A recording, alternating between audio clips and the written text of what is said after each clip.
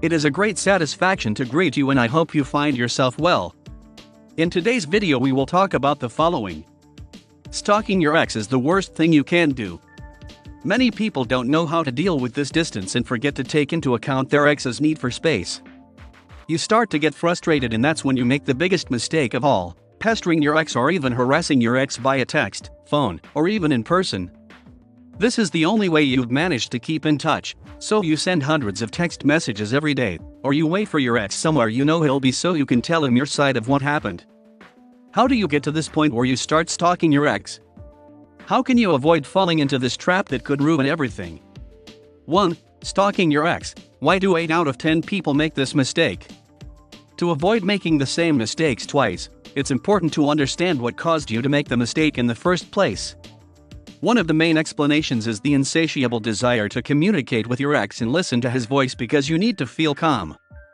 The fact that you don't get an answer is what's blowing your mind. In fact, at first you probably just tried to get back in touch with your ex without trying to force things.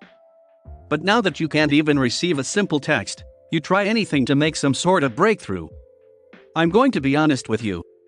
If you're doing this, it's a serious sign of emotional dependency. You are scheduling your entire life around your ex, without really considering the breakup.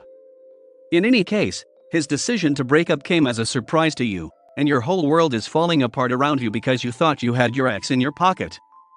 So it's not just love that makes you desperately try to keep in touch, it's also a personal need to be in a relationship and feel loved. You are afraid that your ex will forget about you, so you are making yourself too present.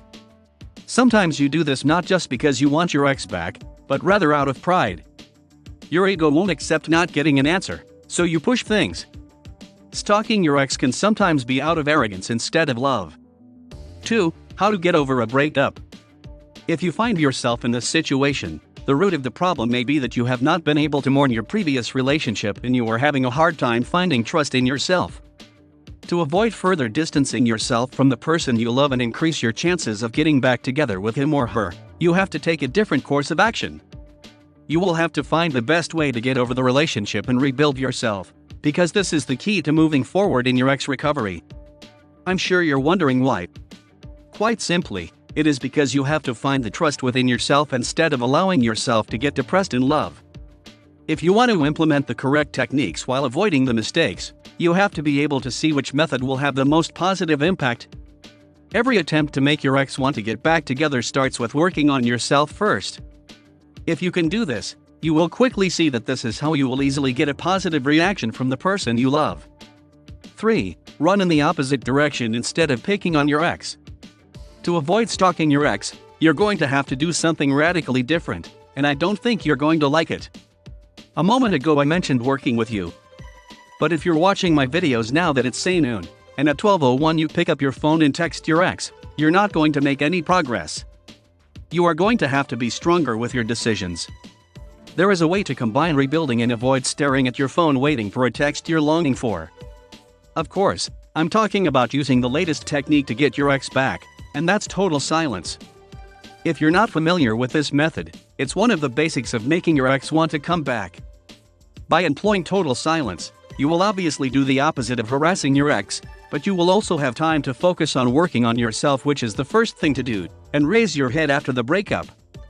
Calling your ex in vain has negative repercussions for you and your morale, and it is important during such a difficult period that you find a way to feel better.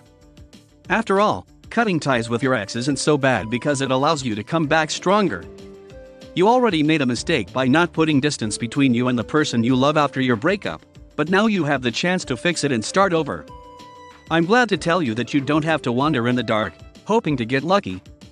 Take advantage of our experience and recover the person you love. Click on the description of this video and now access the following personalized guide. Subscribe and comment.